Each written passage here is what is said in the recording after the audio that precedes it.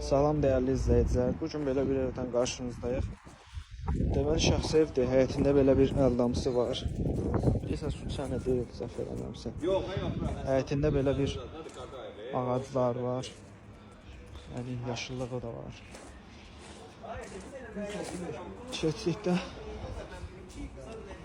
burada ayaq yolu belə bir şəraitdədir. Evimiz tam təmirli. Bura belə bir zal. Burada kuxnamız yerləşir. Səliqəli evdir.